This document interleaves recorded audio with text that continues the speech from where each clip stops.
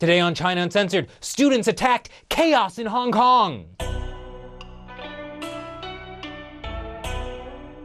Hi, welcome to China Uncensored. I'm your host, Chris Chappell. I promised you I'd be keeping an eye out on the situation in Hong Kong, and eyes on it I have kept. And the latest word is, Occupy Central is winding down. It's over. The people of Hong Kong have spoken, and they support the Chinese government, not the student protesters. At least, that's what I gather from this state-run CCTV story. Hong Kong residents expressed dissatisfaction with Occupy Central movement. Yes, pictures speak louder than words, and here you can see empty streets and abandoned barricades, the last vestiges of the Occupy Central movement. Now, if you live in mainland China, perhaps you made the mistake of using a VPN to jump over the Great Firewall of China and were polluted by the lies of Western media saying there was some kind of unprecedented act of civil disobedience going on. Well, if that were the case, where are they now? Apparently, getting attacked by pro-Beijing thugs. On Friday, hundreds of them began viciously attacking students in 2 different protest sites, and police weren't able to contain the wave of violence that suddenly descended. The assailants, mostly middle-aged men, tore down shelters, battered students and foreign journalists. Amnesty International documented several cases of women being sexually assaulted. Eyewitnesses reported some in the mob saying, if you support the protests, you deserve to be sexually assaulted. Clearly, this shows that Hong Kong is very divided on the Occupy Central protest. Oh, except for one little thing.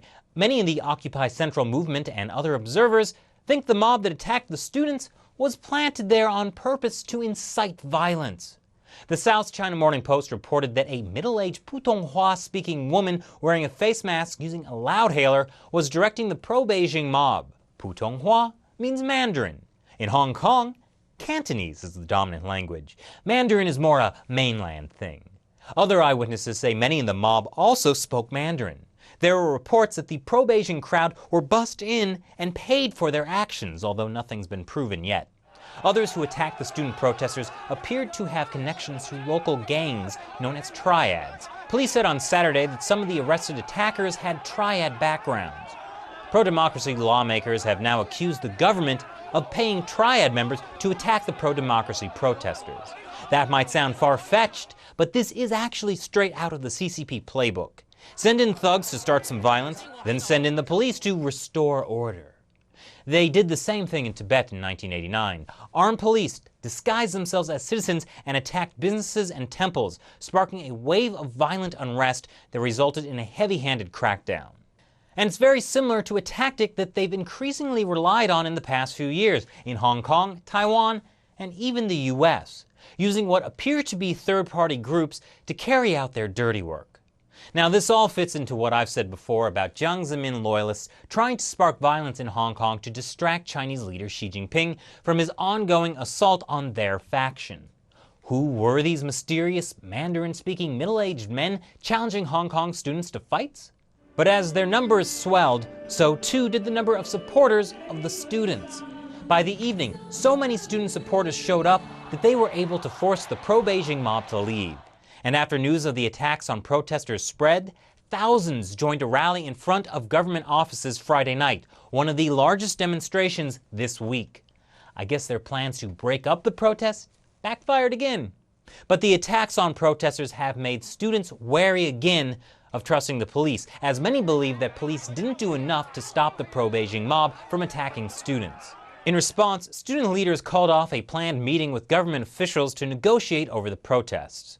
Hong Kong Chief Executive C.Y. Leung has again warned protesters to leave, saying that by Monday, government offices and schools must open as usual. That's seen as a signal that police may try to clear protesters from the streets on Sunday.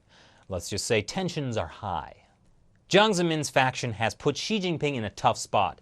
The National People's Congress already denied Hong Kong universal suffrage, so Xi can't just reverse that decision without consequences. If he did, then mainlanders might ask why they're not getting universal suffrage too. And that would cost Xi the support of the Communist Party. Of course, if violence is used in Hong Kong, which is what Jiang's faction is trying to push things to, Xi will face international condemnation, anger from the Hong Kong people, and he'd still lose support of the party. and there are some indications that Xi Jinping may be trying to defuse the situation in Hong Kong. Reports in Chinese media say Xi has appointed Vice Premier Wang Yang to handle things in Hong Kong.